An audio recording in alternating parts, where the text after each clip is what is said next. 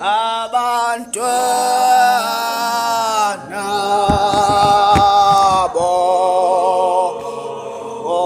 bonke uke ngiya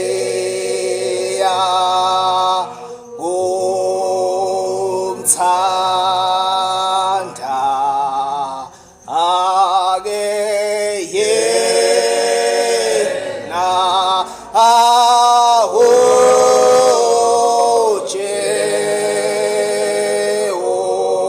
Jehova ake ngiya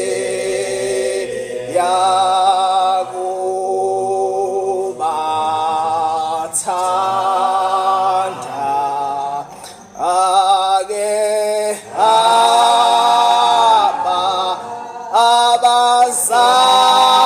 abazali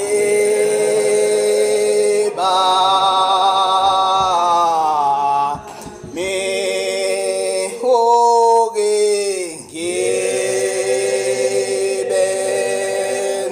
ngibenzelo kuhle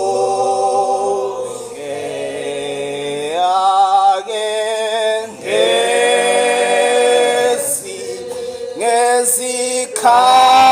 ngesikhathi zonke oke ngiya kuthandaza ake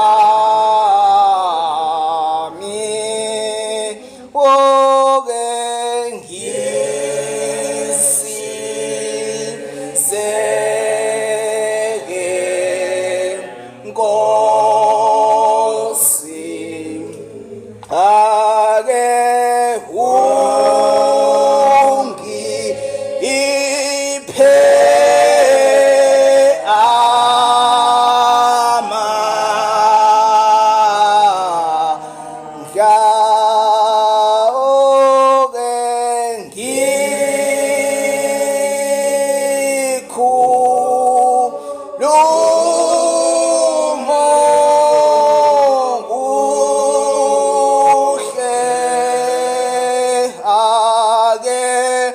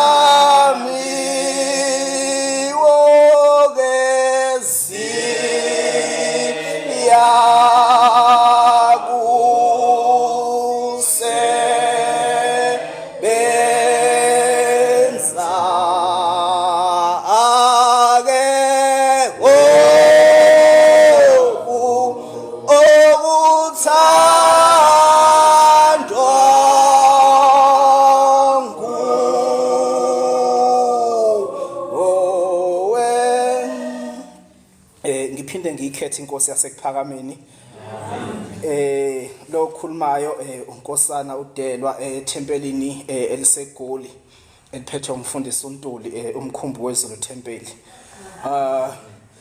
Ngiqale ngibonge kuNkulunkulu wasekuphakameni. Mhlawumbe ngaphambi kwalokho isihloko salentshumayelo sithi wathini umprofeti Isaiah Shembe kubantu. Wathini umprofeti Isaiah Shembe kubantu. Ngibonge kuNkulunkulu wasekuphakameni esithwalile sisuka le eGoli saze sazofika lapha eNewcastle bengakhona ukuthanda kwethu. Siyasithi mazivuke ekseni ngo4 sithandaza bese sicela uNkulunkulu ukuthi ahambe nathi endleleni sizohamba ngayo. Uma sivula lapha kumthandazo ukuvuka uma sisuke sicela indlela uNkulunkulu uthi vuka nathi sokhanyiso ngale mini yakho, khanyisela amehlo ethu nenhliziyo zethu, hamba nathi endleleni esizohamba ngayo, usivikele emazinyweni alezo zitha zethu. Ngumbuyeke umprofeti Isaiah Shembe wasifundisa ukuthi uma sivuka ekseni ngaphambi kokuba wenze ini lingakaphumi ilanga okuyi4 ekseni kufanele siyasicela indlela uNkulunkulu, sicele nje usuku ukuthi uNkulunkulu asigcine kukho konke. Uthi ke uShembe, hamba nathi endleleni esizohamba ngayo, usivikele emazinyweni alezo zitha zethu owasinikela ebuhlungini bazo ngenxa yezono zethu, mabukhisho obuhlungu bazo ngalelo gama lakho. Lapha kuverse 5 uthi singalibali ngalemini ukudumisa wena, ngemizuzu nezikhathi zonke masidumise wena. Uma ufunda indaba kaNkulunkulu uyawuthola ukuthi abantu abaningi abaye bathi bakhonza uNkulunkulu kodwa baye bakuphikisa okuningi abakushoyo. So ikhona ke lesi sihloko ngithena ke sibheke ukuthi kahle kahle uShembe wathini kubantu, wathini kumaNazaretha nakubantu bonke. Ngenhlanhla enkulu esabanayo ukuthi umprofeti Isaiah Shembe wasibhalela lesi sihlabelelo lesi. So uma sithi uShembe wathini kubantu kufanele sifunde lokho akushoyo noma sikhulume lokho ayekufundisile kubantu ayehamba nabo ngalesi sikhathi. Kuningi ukukhuluma okukhona phakathi kwethu singabantu nje bonke basemhlabeni. Abanye baye bathi uShembe uNkulunkulu, abanye baye bathi uShembe umprofeti, abanye bathi uShembe indoda nje eyakwakhumalo uma besho njalo, eyabona ukuthi nayi opportunity yokuqala ibandla yasiqalela ibandla, noma abanye baye bathi wahlubuka ebuKristwini. Kodwa into ebalekile njengoba ngilapha nje kufanele ngizichaze ukuthi ngingubani. Fanele ngizichaze mina ukuthi ngingubani njengoba ngilapha. Njengoba sengishile ukuthi unkosana uDelwa lo ngisuka eGoli, kodwa ke ngwakhona khona la KwaZulu Natal kwamaphumulo. Ngizenze ngapha eGoli ngokomsebenzi. Njengoba sengizichazile nje akwazi umuntu oseceleni bese ezothi yena mina ngiqhamuka eNorthwest noma ngiqhamuka eMpumalanga noma ngiqhamuka eLimpopo. Njengoba sengizichaza ukuthi ngingubani ngiqhamukaphi, abantu kufanele bathathe lokho engibatshela khona ngoba lokho engikushoyo ikhona kuyiqiniso futhi engingabuveza ubufakazi bakho ukuthi ngingiloyo. NoShembeke ngokunjalo kufanele simbheke ukuthi uma simchaza sithi ungubani siyasikhulume lokho akushoyo yena bese sibheka ubufakazi bokuthi lokho akukhulumayo kuliqiniso yini. Uma uShembe esho lokho akushoyo, uma uvula isihlabelo 60 esabhalwa nguye umprofeti Isaiah Shembe uthi bongani uJehova ngoba elungile, ngoba umusa wakhe uhlezi phakade, ngoba elungile. Wayikhumbula iAfrika ngoba elungile, akalibalanga abantu bakhe ngoba elungile. Walenza lona izulu kanye nalomhlaba ngumsebenzi wezandla zakhe ngoba elungile. Wabakhumbula abantu bakhe abanquluzi sobala, wabathumela uIsaiah inceku yakhe ngoba elungile. Ngizocela ukugcina lapha kuverse 4.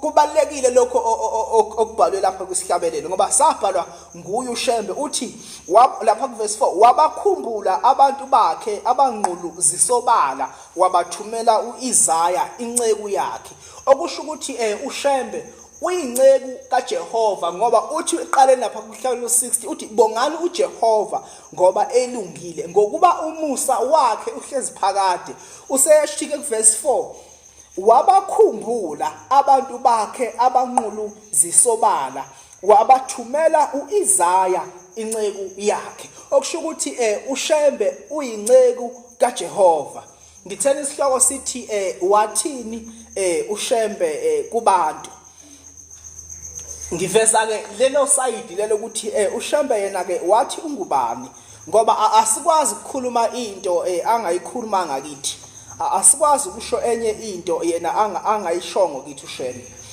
uma ufunda kwisihlabelelo 71 uthi umprofeti uIsaya Shembe Nkosi yami ubungithanda zingakaqini izintaba kwaphakade wangigcoba ngiuqala kwendlela yakho ngingumsebenzi wakho wasendulo engakaqini imango nemithombo yamanzi ingakampompozi ngamandla nemithombo yemifula ingakampompozi ngamandla uJehova wangidala ngaphambi kwendlela yakhe ngingacela ukugcina lapho uthi uShembe yena wadalwa uJehova so kubalekile ukuthi ngaso sonke isikhathi sigcile kulokhu uShembe asifundisa khona uma abantu bethu uShembe uNkulunkulu bethu uShembe indoda nje eyayisikhandela ibandla ngoba ifuna imali mhlawumbe angikuveze lokho kwakhulukazi kuleli iphatha lephathi yesibili ukuthi uShembe abaye bethi indoda eyayisikhandela ibandla ngoba ifuna imali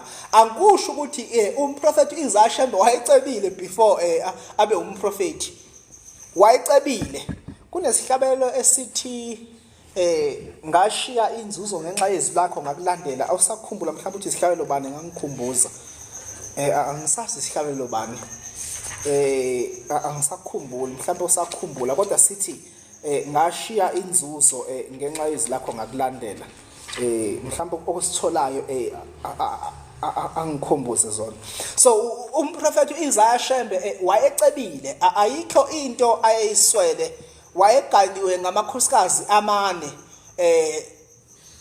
enomuzi wakhe eneinkomo enamasimu enakho konke ayikho into ayeyiswele kodwa kwathi uma kufika izwi likaNkuluNkulu walemukela wase eshiya inzuzo ngenxa yezwi likaNkuluNkulu so uShembe akusiyo nje indoda eyathi ngabe eyavuka ekseni yavuka yathi sengifuna ukuba nebandla manje sengifuna abantu balandele mina noma bakhonze mina kodwa wabizwa izwi likaNkuluNkulu enezinto zakhe ayikho into ayayisole wayengasole lutho wayengasole imbuzi wayengasole inkomo wayenakho konke ukube mhlawumbe bikhona lencwadi le yenkosi ilanga ukuthi angiyiphethe ezizijumala zenkosi ilanga bengizoyivula sifunde lapho khona inkosi ilanga ikhuluma ngomprofeti uIsaya Shembe ukuthi wayengasole lutho ayikho into ayisole wayenakho konke kodwa ekufikeni kwezwi likaJehova wasukuma walandela uNkulunkulu ngithena ke isihloko ke sithi uShembe wathini kubantu sizofunda nje kakhulu esihlabelelweni sakhe sizofunda lapha kumthandazo wesabatha kuverse 3 siza ukuthi uShembe wathini kubantu ngoba into ebalekile iyo leyo ukuthi uShembe kahle wathini kubantu njengoba sebenza zonke izinto abantu amaNazaretha ezinye iphambene nomthetho kaNkuluNkulu but into ebalekile ukuthi yena ke umprofeti wayetheni kubantu noma singasiyeke esihlabelelo ngoba ngisakhumbula nesihloko saso but ngiyasikhumbula kancane ngoba sengiyadlula kule ndaba uthi ke uShembe kumthandazo wesabatha kuverse 13 and 14 noma ehlabelele indalo verse 3 and 4 uthi mesabeni uJehova zizukulwane ngezizukulwane nigcine imithetho yakhe anilobela yona uJehova ngenceku yakhe uMoses ukuze ukudumisa kwenu kwamukeleke kuThixo wemkhosi ngokuba uma ningamdumisi ngemithetho yakhe akakuyamukela imithandazo yenu akasoze anehlisela izibusiso uma ningayilaleli imithetho yakhe niyigcine ngithemba ukuthi sonke siyezwa ukuthi uShembe wathini kubantu. Uthi asesabe uJehova, sigcine imithetho yakhe uJehova asilobela yona ngenceku yakhe uMose, ukuze ukudumisa kwethu kwamukeleke kuThixo wemkhosi. Uthi uShembe uziyaqacisa uthi ngokuba uma ningamdumisi ngemithetho yakhe ngeke yamukele imithandazo yethu. Uthi akasoze asehlisela izibusiso uma singayilaleli imithetho yakhe siyigcine. Uthi akasoze asehlisele izibusiso uma singayilaleli imithetho yakhe siyigcine. Lesi sihlabelelo engingene ngaso u225 u225 sithi ngiyasithanda kakhulu lesihlabelelo. Mhlambe ngingasho ngithi isihlabelelo sami ngoba ngiyasithanda kakhulu. Ngathi uma ngiqala nje ukusazi ngasithanda ngasheshe ngakwazi nokusihlabelela. Uthi uShembe mina ngingumntwana kodwa sengizwile ngaye uJehova, yena osenzileyo ongubaba wabo bonke abantwana. Uthi ke ngiyakumthanda yena uJehova, ngiyakubathanda abazali bami, ngibenzele okuhle ngezikhathi zonke, ngiyakuthandaza ngezinsuku zonke, esekuseni nasekulaleni ngimbonge uJehova ngenhliziyo yami. Uthi ke uShembe ngisize Nkosi, ungiphe amandla, ngikhulume okuhle ngalo ulimi lami, ngiphathe okuhle nangesandla sami. Uthi izinyawo zami nenhliziyo yami nawo amehlo ami nezindlebe zami ziyakusebenza okuthandwa nguwe. Kunesihlabelelo esithi ehambisani lezi zindaba, sihlabelelo 53. Isihlabelelo 53. Ngicabanga ukuthi u53. Hambisani lezi zindaba awe ziye wonke umhlaba nihlaleleni nalezi ndaba ulambile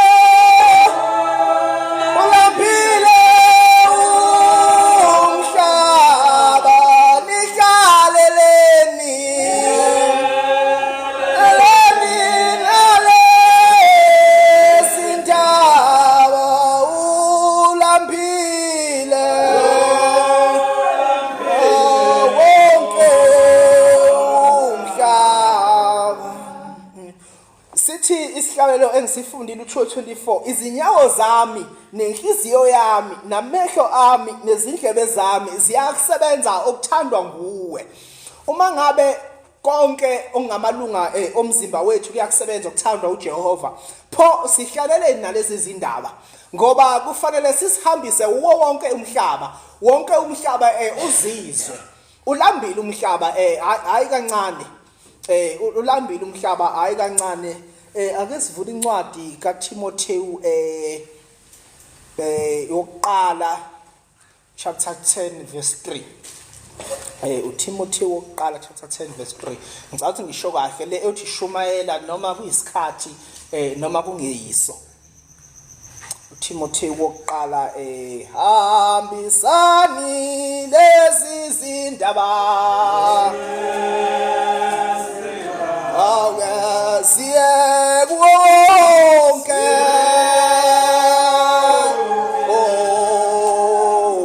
umhlaba nihlaleleni nalezi ndaba ulambile wonke umhlaba nihlaleleni nalezi ndaba ulambile wonke umhlaba. Khona lithola Timotheyu wokuqala ku chapter 10 verse 3. 10 verse 3. Ngicathi lethi shumayela uqinise noma kuyisikhathi noma kungeyiso. Timotheyu. Timotheyu Oh sengilibele uba usayikhumbula lencwadi. Noma uTimotheo 3 verse 10. uTimotheo wokuqala ku chapter 3 verse 10 awubheke kanjalo. Verse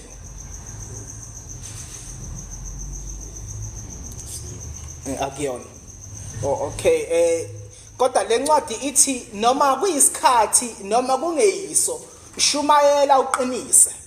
Noma ngabe isikhathi noma ngabe akusisona ayikho into ebalekile njengokukhuluma indaba kaNkuluNkulu.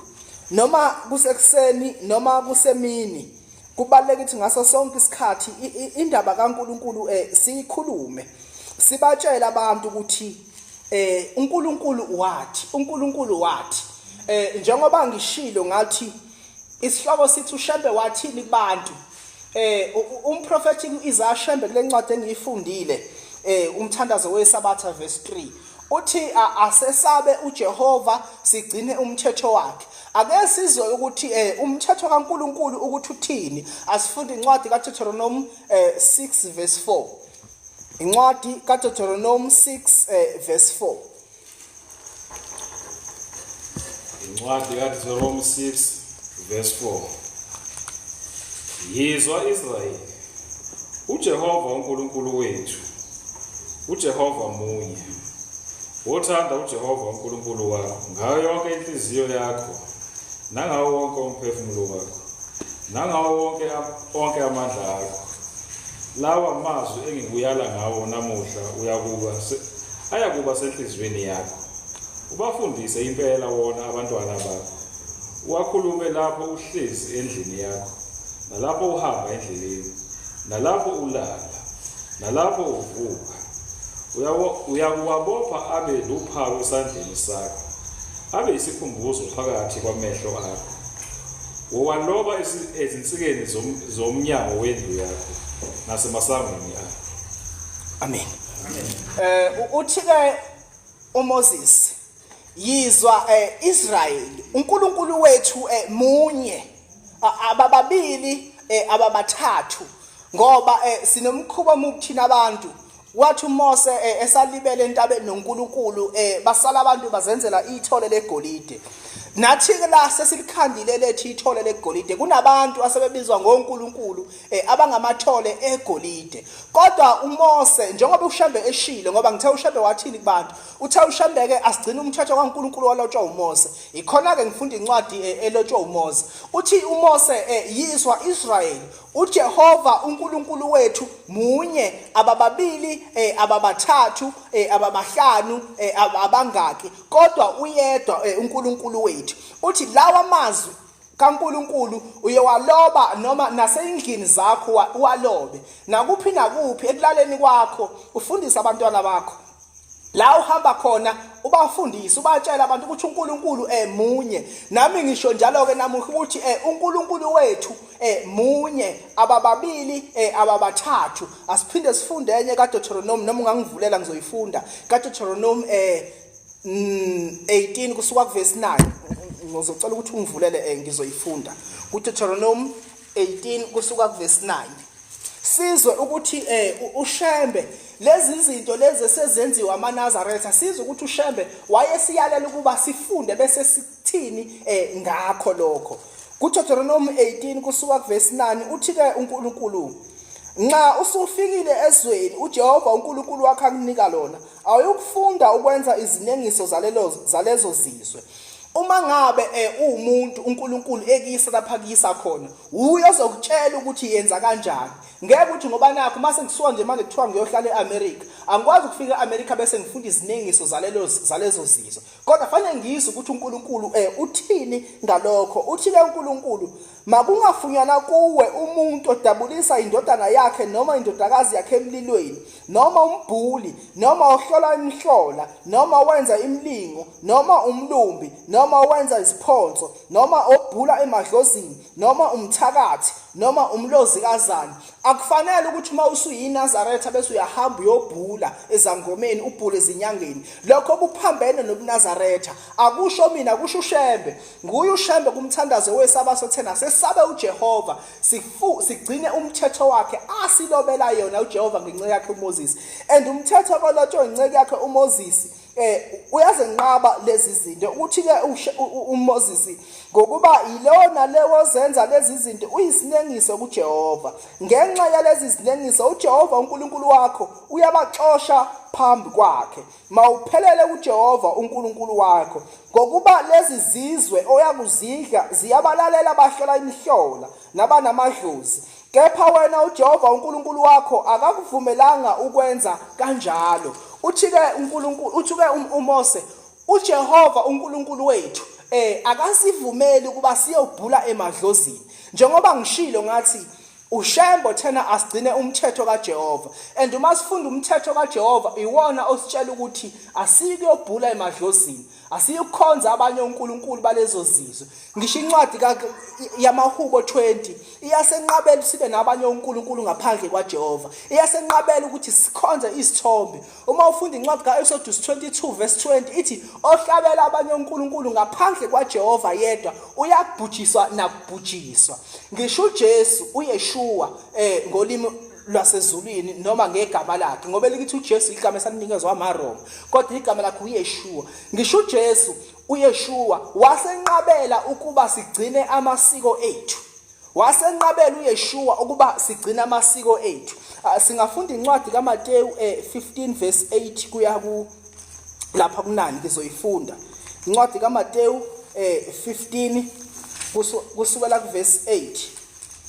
Siza ukuthi uJesu wathini ngabantu abamdumisa ngeindebe zomlomo kodwa abangezwi izwi kaNkulunkulu noma abakhambisa amasiko awo. Uthi ka uJesu noma siqala nje eqaleni lapha ku verse 15 khona abaFarisi nababhali bafika kuJesu bevela eJerusalem bathi yini ukuba abafundi bakho beqe isiko labadala na ngokuba abahlambi izandla nxabeka isinkwa. Kepha waphendula wathi kubo nani yini ukuba neqe umyalo kaNkulunkulu ngenxa yesiko lenu na. Baningi abadinga ukubuzwa lo mbuzo ukuthi yini nina neqe umyalo kaNkulunkulu ngenxa yesiko lenu na.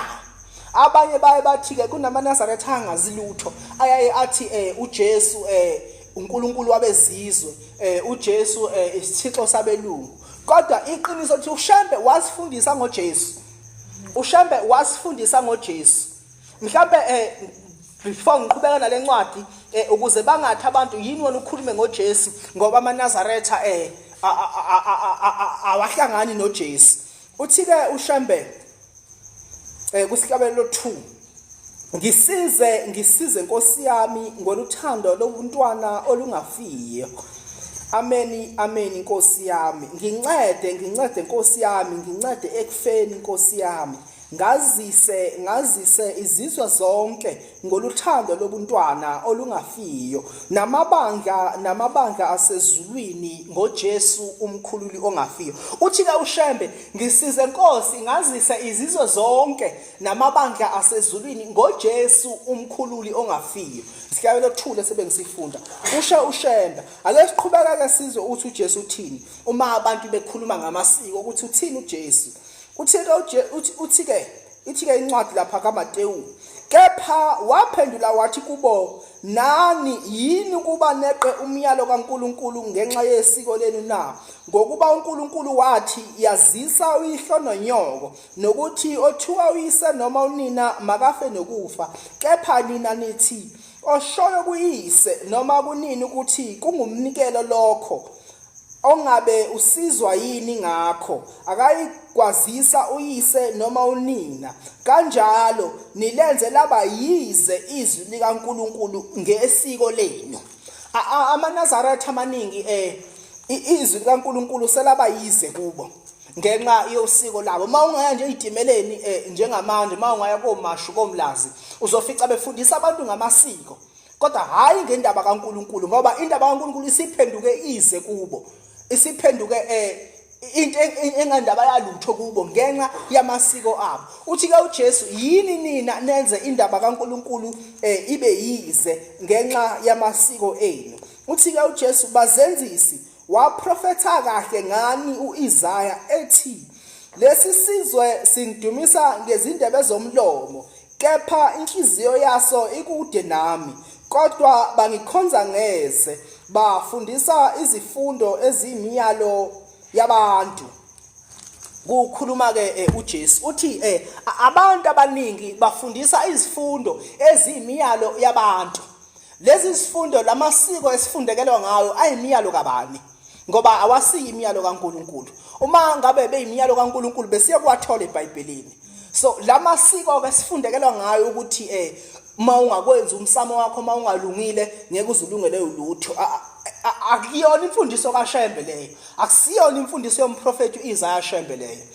Ezinye izinto esiyasichonyelwe ngazo ukuthi ubuningi kuthiwa hayi nina niba u12, baye basho njalo ukuthi nina niba u12. Manje ke yikho thina sithi uNkulunkulu lesinlandela ngoba sibaningi thina. Kodwa uShembe wakhuluma ngaleli iningi leli kwisihlabelelo 219. Wakhuluma ngoba ngithena sibheka ukuthi uShembe wathini. Silokho siyishande eBhayibhelini siyishaya isihlabelelweni. Siza ukuthi uShembe wathini. Uthi ke uShembe ku219 besilizwile we babamkhulu sahlulwa ukwenza. We babamkhulu uthambisa izwi lakho, we babamkhulu sozama ukulenza izwi lakho. Lawa uShembe kwathi ngeminye iminyaka yawo 1930 wayesezohamba emhlabeni. Wahamba ngokomoya wayezulwini, wafica amaNazaretha amaningi esisihogweni. Akhala ke lamaNazaretha athi, besilizwile we babamkhulu sahlulwa ukwenza, we babamkhulu thambisa izwi lakho, we babamkhulu sozama ukulenza izwi lakho. Uthi ke uShembe, izinkulungwane ngezigidi zimilapha we babamkhulu zahlulwa izwi lakho. Izinkulungwane nezigidi zimilapha zisesihogweni zahlulwa izwi lakho. Lezi inkulungwane ezingaka esiqhoshola ngazo yizo lezo uShembe wayifica esihogweni zimi khona ngoba zehlulwa izwi likaShembe. Kodwa zithi ngizona ziningi ngoba zaqhoshwa ngeningi kodwa zahlulwa izwi likaShembe. Uthi ke uShembe, izwi leziboshwa we babamkhulu mawulizwe izwi labo, we babamkhulu zifuna umphumuzi, we babamkhulu lezo ziboshwa ziphumuze, sihleli osizini we babamkhulu. Kuleli lizwe we babamkhulu izinyembezi zodwa, we babamkhulu kulesi sigodi sosizi. NguShembe wayekhuluma lapho. Wafica amaNazaretha amaningi esesihogweni ngoba ehlulwe umthetho kaNkuluNkulu. Ngakho ke lento yokuthi thina sibancane, ningathukuma abantu abathi sibancane. Empeleni umbuso wezulu vele akusiwona wonke wonke umuntu, kodwa owalabo abakhethiweyo abahamba ngentando kaNkuluNkulu. Mawufunda uMateyu lapha kuverse 7 kuMateyu 21 uthi nibusisiwe nxa benithuka. Not lelo kuMateyu 7 verse 21 uthi akusibo bonke abathi inkosi inkosi abayobona umbuso wezulu, kepha ilabo abenza intando kaNkuluNkulu ibona bayobona umbuso wezulu, abagcina umthetho kaNkuluNkulu ngoba intando kaNkuluNkulu umthetho kaNkuluNkulu. Uthi bayokusho kimi ukuthi asikhulumanga yini Jesu ngegama lakho, asishumayelanga yini ngegama lakho, asikhiphanga yini amadimoni ngegama lakho, saxosha yonke imimoya emibi ngegama lakho. Uthi Jesu, ngiqinisile ngiyothi kubo, sukani nina benzi bobubi, sukani phambi kwami nina benzi bobubi, ngoba abawugcinanga umthetho kaNkuluNkulu. Sengihlala phansi ngithanda ukuveza ukuthi ubuNazaretha uma uyinazaretha kumele kuba ugcine umthetho kaNkuluNkulu. Ileyo imfundiso yomprofeti uIsaya Shembe owayisitshele yona kumthandazo weSabatha kuverse 13 no14 kulezi zihlabelelo lezi esiphethe, noma kuverse 3 and 4 kulezi zihlabelelo ezindala. Esilizwi